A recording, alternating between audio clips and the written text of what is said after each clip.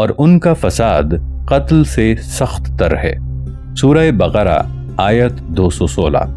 اس انقلابی قانون کے بعد جس نے ہر زمانے میں دشمن سے جنگ کرنے کو جائز قرار دیا ہے، فریقین کے درمیان مسلح جنگ سخت فیصلہ کن مراحل میں داخل ہو گئی اور دونوں چھاونیوں کے درمیان میدان وسیع ہو گیا، اور مسلمانوں نے پختہ ارادہ کر لیا کہ انہیں دشمن پر حملہ کرنے کا جو بھی موقع ملا وہ اس سے فائدہ اٹھائیں گے۔ اسی طرح مکہ کے لیڈروں نے بھی یہ محسوس کر لیا کہ انہوں نے مسلمانوں کے حق میں جو برائی بھی کی ہے وہ اس کے عسکری محاسبے پر تلے بیٹھے ہیں۔ سب سے پہلے مشرکین کو جس خطرے کا احساس ہوا وہ یہ تھا کہ ان کی بڑی تجارت شام کے ساتھ تھی، جو ان کی زندگی کی ریڑھ کی ہڈی تھی، اور جب سے حضرت نبی کریم صلی اللہ علیہ وآلہ وسلم نے یثرب کے علاقے کو مرکز بنایا تھا، جو مکہ اور شام کے درمیان قافلوں کی شاہراہ پر حکمران تھا، اس وقت سے ان کی تجارت کو عظیم خطرہ درپیش تھا، اور مکہ اپنے قبضے سے محمد صلی اللہ علیہ وآلہ وسلم کے نکل جانے سے جن نتائج سے ڈرتا تھا ان میں سے ایک نتیجہ یہ تھا۔ یثرب اس علاقے کا نام ہے جس میں مدینہ آباد ہے۔ اس کا نام اس کے سب سے پہلے باشندے کے نام پر ہے، اور وہ یثرب بن قانیہ تھا، جو سام بن نوح علیہ السلام کی اولاد میں سے تھا۔ معرکہ بدر۔ معرکہ بدر تاریخ اسلام میں پہلا فیصلہ کن معرکہ ہونے کے لحاظ سے خونریز مقابلے کا پہلا مرحلہ ہے، جس میں اسلام نے شرک کے خلاف شمولیت کی، اور علی الاطلاق یہ پہلا معرکہ ہے جس میں فریقین نے ایک دوسرے کا سامنا کیا، اور جب سے دعوت اسلام کا آغاز ہوا ہے اور اس کے اور کفر کے درمیان جنگ ٹھنی ہے، انہوں نے اس سے قبل جنگ کی بھٹی میں فوج کو اس طرح نہیں جھونکا۔ لیکن سوال پیدا ہوتا ہے کہ معرکے کے اسباب کیا تھے؟ مشرکین کا خوف سچ ثابت ہوا، اور مکہ جس بات میں پڑنے سے ڈرتا تھا اس میں اسے پڑنا پڑا، اور مدینہ بھی نہایت بیدار مغزی اور طاق کے ساتھ مکہ اور شام کے درمیان قریش کی تمام تجارتی سرگرمیوں کو حملہ کرنے کے لیے دیکھ رہا تھا۔ ہجرت کے دوسرے سال خریف کے اوائل میں مدینہ کو اپنے جاسوسوں کے ذریعے خبر ملی کہ ابو سفیان بن حرب مکہ سے شام کی طرف بہت بڑے تجارتی مال کے ساتھ گیا ہے۔ پس رسول کریم صلی اللہ علیہ وآلہ وسلم جلدی سے 200 جانبازوں کے ساتھ اسے روکنے کے لیے مدینہ سے نکلے۔ یہ غزوہ عشیرہ کی بات ہے، لیکن یہ قافلہ بچ کر شام چلا گیا اور مسلمان اس کی واپسی کا انتظار کرنے لگے، اور حضرت نبی کریم صلی اللہ علیہ وآلہ وسلم نے طلحہ بن عبید اللہ رضی اللہ عنہ اور سعید بن زید رضی اللہ عنہ پر مشتمل ایک گشتی پارٹی بھیجی، اور اسے حکم دیا کہ وہ قافلے کے انتظار کے لیے شمال کی طرف چلی جائے۔ یہ گشتی پارٹی الحورا مقام تک پہنچی اور وہیں ٹھہر گئی، یہاں تک کہ ابو سفیان 1000 اونٹوں کے قافلے کے ساتھ شام سے واپس آتے ہوئے وہاں سے گزرا۔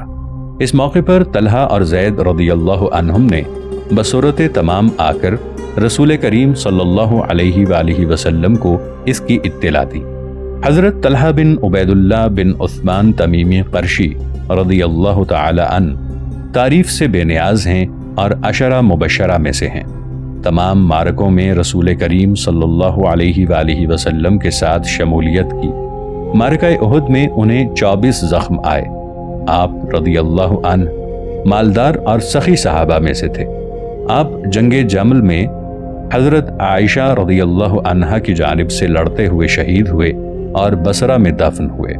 حضرت سعید بن زید بن عمرو بن نفیل قرشی رضی اللہ عنہ عشرہ مبشرہ میں سے ہیں۔ بڑے صاحب الرائے اور دلیر تھے۔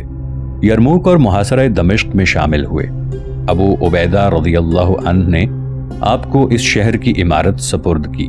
آپ رضی اللہ عنہ کی وفات مدینہ منورہ میں سن 51 ہجری کو ہوئی۔ اب جب مدینہ میں نبی کریم صلی اللہ علیہ وآلہ وسلم کو یہ اطلاع ملی کہ ابو سفیان 1000 اونٹوں کے قافلے کے ساتھ شام سے واپس آ رہا ہے، تو مدینہ کی چھاؤنی کے لیے یہ ایک سنہری موقع تھا، خصوصاً ان مہاجرین کے لیے جن کے اموال اور مملوکہ اشیاء اہل مکہ نے ان کی ہجرت کے وقت اپنے قبضے میں لے لی تھی۔ اور یہ ایک تباہ کن عسکری، سیاسی اور اقتصادی چوٹ تھی جو مکہ میں شرک کی چھاونیوں پر لگی۔ کاش یہ زبردست دولت مسلمانوں کے ہاتھ لگتی۔ بس مدینہ اس وقت اس عظیم دولت پر قبضہ کرنے کے لیے حرکت میں آ گیا جسے مشرکین کا قافلہ اٹھائے ہوئے تھا۔ کیا اس میں کوئی حرج کی بات ہے؟ کیا مدینہ مکہ کے ساتھ جنگ کی حالت میں نہیں تھا؟ کیا جن لوگوں نے ظلم و سرکشی سے اس جنگ کا اعلان کیا تھا وہ اہل مکہ اور اس قافلے والے نہیں تھے؟ کیا اس قافلے والے وہ لوگ نہیں تھے جنہوں نے ظلم و سرکشی سے مہاجرین کے اموال اور مملوکات پر مکہ میں قبضہ کر لیا تھا، صرف اس وجہ سے کہ وہ دین جدید پر ایمان لے آئے تھے؟ ناظرین، آگے بڑھنے سے پہلے کامنٹ سیکشن میں ہمیں اپنی آراء سے ضرور آگاہ کیجیے گا کہ آپ کو ہماری یہ سیریز کیسی لگ رہی ہے۔ میں ہوں طاہر عبید چودھری۔ آئندہ آنے والی اقساط سے باخبر رہنے کے لیے ہمارے چینل کو سبسکرائب کر لیں اور ساتھ موجود بیل آئیکن کو ضرور کلک کر لیں۔ شکریہ۔ کیا جس کے خلاف اعلان جنگ کیا جائے اور اس کے اموال پر قبضہ کر لیا جائے، اسے یہ حق حاصل نہیں کہ وہ اعلان جنگ کرنے والوں کے ساتھ لڑے اور اس کے ہاتھ میں جو بھی مملوکات آئیں اس پر قبضہ کر لے؟ ہاں، یہ تمام انسانوں کے عرف میں جنگ کا اصول اور قانون ہے۔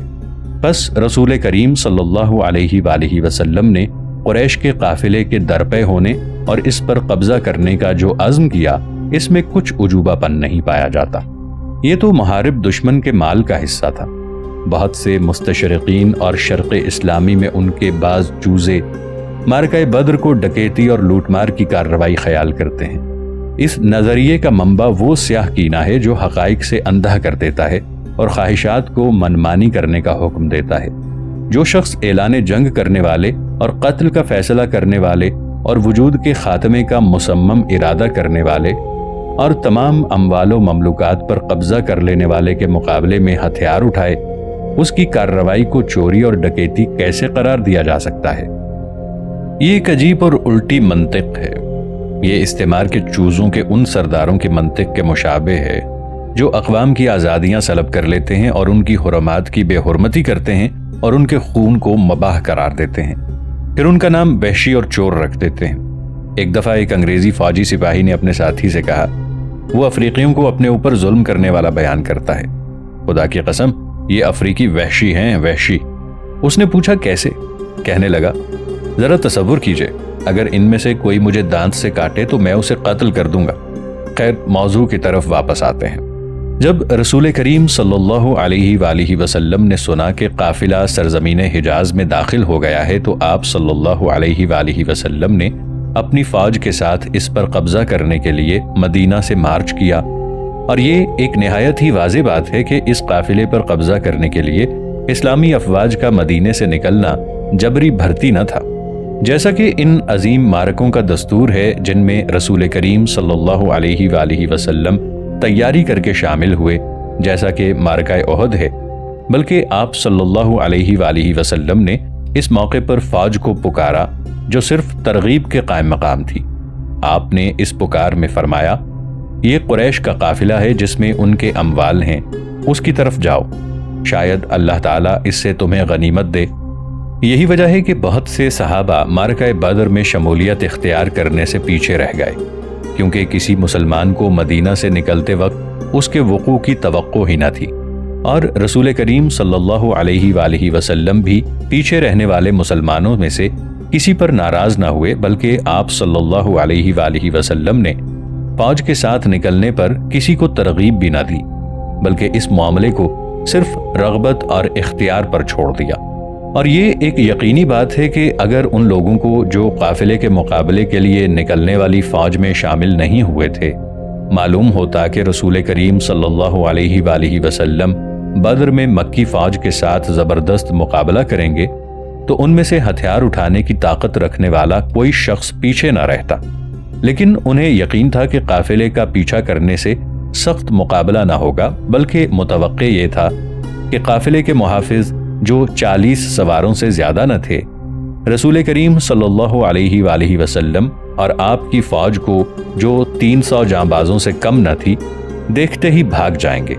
یہی وجہ ہے کہ فوج سے پیچھے رہنے والے پیچھے رہ گئے۔ اس حقیقت کو اسید بن الحضیر نے بیان کیا ہے، جو انصار کے سرداروں میں سے ایک سردار ہیں۔ آپ رضی اللہ عنہ اسلام کے سابقون الاولون میں سے ہیں۔ بیعت عقبہ میں شامل ہوئے اور اس میں ایک نقیب تھے، اور انصار میں یہ ایک مطاع اور صاحب شرف سردار تھے۔ حضرت عائشہ رضی اللہ عنہا فرماتی ہیں کہ انصار میں 3 آدمی ایسے ہیں جن سے فضیلت میں کوئی آدمی نہیں مل سکتا، اور وہ سارے بنی الاشہل میں سے ہیں: سعد بن معاذ، اسید بن الحضیر اور عباد بن بشر رضی اللہ عنہم۔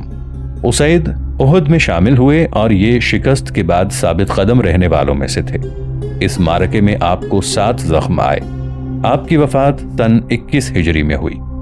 آپ رضی اللہ عنہ نے رسول کریم صلی اللہ علیہ وآلہ وسلم کی خدمت میں معذرت کرتے ہوئے عرض کیا جب آپ الراحہ میں حضور علیہ السلام کو فتح کی مبارک دے رہے تھے: یا رسول اللہ، قسم بخدا اگر مجھے خیال ہوتا کہ آپ صلی اللہ علیہ وآلہ وسلم دشمن سے جنگ کریں گے تو میں بدر سے پیچھے نہیں رہ سکتا تھا، بلکہ میں نے خیال کیا کہ وہ ایک قافلہ ہے۔ اگر مجھے خیال ہوتا کہ وہ دشمن ہے تو میں پیچھے نہ رہتا۔ رسول کریم صلی اللہ علیہ وآلہ وسلم نے اسے فرمایا: تو سچ کہتا ہے۔ رسول کریم صلی اللہ علیہ وآلہ وسلم اپنی فوج کے ساتھ مدینہ سے بدھ کے روز 8 رمضان المبارک سن 2 ہجری کو نکلے۔ آپ صلی اللہ علیہ وآلہ وسلم نے لوگوں کو نماز پڑھانے کے لیے ابن ام مکتوم کو مقرر کیا اور مدینہ کی عمارت ابو لبابہ رضی اللہ عنہ کے سپرد کی۔ حضرت ابو لبابہ رضی اللہ عنہ کا نام رفاعہ بن عبد المنظر انصاری ہے۔ آپ بیعت عقبہ میں شامل ہوئے اور اس کے 12 نقیبوں میں سے ایک نقیب تھے۔ آپ رضی اللہ عنہ ان لوگوں میں سے ایک تھے جو غزوہ تبوک میں رسول اللہ صلی اللہ علیہ وآلہ وسلم سے پیچھے رہ گئے تھے، پھر اللہ تعالیٰ نے توبہ کرنے والوں کے ساتھ انہیں معاف فرما دیا۔ آپ رضی اللہ عنہ فتح مکہ میں شامل ہوئے۔ آپ کے پاس اپنی قوم بنی عوف کا جھنڈا تھا۔ آپ کی وفات حضرت علی رضی اللہ عنہ کی خلافت میں ہوئی، اور بعض کا قول ہے کہ آپ 50 ہجری کے بعد تک زندہ رہے۔ نبی کریم صلی اللہ علیہ وآلہ وسلم نے انہیں بدر کی فوج میں شامل ہونے سے معافی دینے کے بعد الروحہ میں ان کی عیادت کی۔ مدینہ سے فوج کی روانگی کے وقت آپ صلی اللہ علیہ وآلہ وسلم نے عام کمان کا جھنڈا جو خود آپ کے پاس تھا مصعب بن عمیر قرشی رضی اللہ عنہ کے سپرد کیا، اور یہ جھنڈا سفید تھا۔ آپ صلی اللہ علیہ وآلہ وسلم نے اپنی فوج کو 2 دستوں میں تقسیم کیا، اور یہ تقسیم قبائلی بنیاد پر ہوئی۔ مہاجرین کا دستہ انصار کے دستے سے الگ تھا۔ مہاجرین کے دستے کا جھنڈا آپ صلی اللہ علیہ وآلہ وسلم نے حضرت علی رضی اللہ عنہ کو، اور انصار کے دستے کا جھنڈا حضرت سعد بن معاذ رضی اللہ عنہ کو دیا، اور ان دونوں کی ہائی کمان رسول اللہ صلی اللہ علیہ وآلہ وسلم کے ہاتھ میں تھی، کیونکہ آپ صلی اللہ علیہ وآلہ وسلم فوج کے سالار اعلیٰ تھے۔ فوج کے میمنہ کی کمان آپ نے حضرت زبیر بن عوام کو دی، اور میسرہ کی مقداد بن عمر، اور مدنی فوج میں صرف یہی 2 سوار تھے، اور ساقہ یعنی پچھلے حصے کی کمان آپ نے قیس بن ابی صعصع کو دی رضی اللہ عنہم اجمعین۔ حضرت علی بن ابی طالب رضی اللہ عنہ رسول اللہ صلی اللہ علیہ وآلہ وسلم کے عمزاد ہیں اور تعریف سے بے نیاز ہیں۔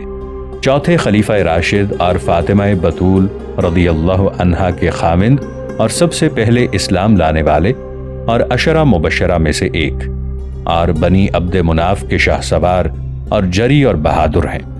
آپ رسول اللہ صلی اللہ علیہ وآلہ وسلم کے ساتھ تمام معرکوں میں شامل ہوئے۔ جب فتنے نے امت اسلامیہ پر اپنا تسلط کر لیا تو آپ رضی اللہ عنہ خلیفہ بنے۔ آپ رضی اللہ عنہ عدل و عفت اور پاکیزگی کا نمونہ تھے۔ آپ رضی اللہ عنہ کو لعین عبد الرحمن بن ملجم نے 27 رمضان سن 40 ہجری کی شب کو دھوکے سے شہید کر دیا۔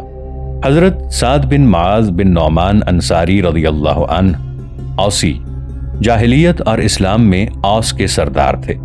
یہی وہ شخص ہیں جن کے متعلق حضرت نبی کریم صلی اللہ علیہ وآلہ وسلم نے ان کی موت پر فرمایا، سعد کی موت سے عرش بھی لرز گیا ہے۔ آپ جنگ خندق میں زخمی ہوئے اور اسی زخم سے 1 ماہ بعد سن 5 ہجری میں فوت ہوئے۔ مدنی فوج 317 جوانوں پر مشتمل تھی، جن میں سے 231 انصار تھے، 170 خزرج سے تھے اور 61 اوس سے تھے، اور مہاجرین کے 86 آدمی تھے۔ مورخین نے بیان کیا ہے کہ ان 8 میں سے 3 مہاجر تھے، حضرت عثمان بن عفان، طلحہ بن عبید اللہ اور سعد بن زید رضی اللہ عنہم، اور 5 انصار تھے جو جنگ سے شدید مقابلے میں غائب ہو گئے۔ رسول کریم صلی اللہ علیہ وآلہ وسلم نے اعلان کیا کہ انہیں بھی معرکے میں شامل ہونے والوں کا سارا اجر ملے گا، اور آپ صلی اللہ علیہ وآلہ وسلم نے ان کا حصہ شامل ہونے والوں کی طرح لگایا۔ اس وجہ سے وہ بدریوں میں شمار ہوئے، اگرچہ وہ بدر میں شامل نہیں تھے۔ یہ بات قابل ذکر ہے کہ ان مہاجرین میں 41 قریشی جوانوں کے سوا اور کوئی شامل نہ تھا۔ بنی ہاشم میں سے 3 اور بنی مطلب میں سے 4 اور بنی عبد شمس میں سے 1 اور بنی عبد العزا سے 1 اور بنی عبد الدار سے 2 اور بنی زہرہ سے 3 اور بنی تمیم سے 1 اور بنی مخزوم سے 3 اور بنی عدی سے 4 اور بنی جمح سے 5 اور بنی سہم سے 1 اور بنی عامر سے 5 اور بنی حارث سے 6۔ باقی 45 آدمی غلاموں اور حلیفوں میں سے تھے۔ غلام 12 تھے، جن میں سے 4 عربی اور 8 عجمی تھے۔ غیر قریشی عرب حلیف 33 تھے۔ اس فوج کے اسلحہ بردار 70 اونٹ اور فقط 2 گھوڑے تھے، جن میں ایک گھوڑا مقداد بن اسود اور دوسرا زبیر بن العوام رضی اللہ عنہم کے پاس تھا۔ یہاں پر سالار اور سپاہی کے درمیان کوئی امتیاز نہ تھا۔ فوج کے افراد اپنے سالاروں کے ساتھ باری باری 70 اونٹوں پر سوار ہوتے تھے۔ ہر پارٹی کے لیے اونٹ مقرر کیے ہوئے تھے، جن پر وہ باری باری بدر تک سوار ہوتے رہے۔ رسول کریم صلی اللہ علیہ وآلہ وسلم اور مرصد بن ابی مرصد رضی اللہ عنہ اور علی بن ابی طالب رضی اللہ عنہ باری باری اونٹ پر سوار ہوتے۔ مرصد بن ابی مرصد الغنوی آپ مدر کے قبیلے قیس بن غیلان سے تھے۔ سن 3 ہجری کو غزوہ ذات الرجی میں شہید ہوئے۔ حضرت نبی کریم صلی اللہ علیہ وآلہ وسلم نے اپنے دونوں ساتھیوں ابن ابی طالب اور ابن ابی مرصد رضی اللہ عنہم سے اپیل کی کہ وہ اپنے اپنے حصے کے مطابق اونٹ پر سواری کریں۔ ان دونوں نے آپ صلی اللہ علیہ وآلہ وسلم سے عرض کیا، ہم آپ کی طرف سے بھی پیدل چلیں گے۔ آپ نے فرمایا، تم دونوں مجھ سے زیادہ طاقتور نہیں ہو اور نہ ہی میں تمہاری طرح اجر سے بے نیاز ہوں۔ اور آپ صلی اللہ علیہ وآلہ وسلم نے انکار کرتے ہوئے فرمایا کہ میرا حصہ بھی تم میں سے ہر ایک کے مطابق ہوگا۔ نبوی انٹیلیجنس کی بات کریں تو رسول کریم صلی اللہ علیہ وآلہ وسلم نے اونٹوں کی گردنوں سے گھنٹیاں اتارنے کا حکم دیا۔ معلوم ہوتا ہے کہ آپ صلی اللہ علیہ وآلہ وسلم نے یہ کام فوج کی حرکت کو مخفی رکھنے کے لیے کیا، کیونکہ اونٹوں کے چلنے سے گھنٹیوں سے بلند آواز نکلتی ہے، جس سے دشمن کی فوج کی جگہ معلوم کرنے میں آسانی ہو جاتی ہے۔ اسی وجہ سے واللہ عالم رسول کریم صلی اللہ علیہ وآلہ وسلم نے گھنٹیوں کو اونٹوں کی گردنوں سے اتارنے کا حکم دیا۔ جنگی حالات کا عام دستور ہے اور ان حالات کا تقاضا ہوا کرتا ہے کہ احتیاط اختیار کی جائے۔ رسول کریم صلی اللہ علیہ وآلہ وسلم نے دشمن کے قافلے کے حالات معلوم کرنے کے لیے اپنے جاسوس بھیجے۔ موجودہ دور میں انہیں انٹیلیجنس یا حالات معلوم کرنے کے آلات کہا جاتا ہے۔ انٹیلیجنس کے آدمی فوج کے آگے ادھر ادھر پھیل جاتے ہیں۔ ان میں سے ایک بسبس بن عمرو جوہنی اور دوسرے عدی بن ابی الزغبا رضی اللہ عنہم تھے۔ یہ دونوں پہلے شخص ہیں جنہیں رسول کریم صلی اللہ علیہ وآلہ وسلم نے بدر کی جانب ابو سفیان کے حالات معلوم کرنے کے لیے بھیجا۔ رسول کریم صلی اللہ علیہ وآلہ وسلم مدینہ سے بدر کی طرف مدینہ کے درے کے راستے چلے، پھر عقیق، پھر ذوالحلیفہ، پھر اولات الجیش، پھر تربان، پھر ملل، پھر غمیس الحمام، پھر صغیرات الیمامہ، پھر سیالہ، پھر فج الروحہ، پھر شوکا گئے۔ بیر الروحہ کو چھوڑتے وقت آپ صلی اللہ علیہ وآلہ وسلم نے مکہ کے راستے کو بائیں جانب چھوڑ دیا۔ پھر آپ صلی اللہ علیہ وآلہ وسلم دائیں جانب نازیہ کی طرف بدر جانے کے لیے مڑ گئے۔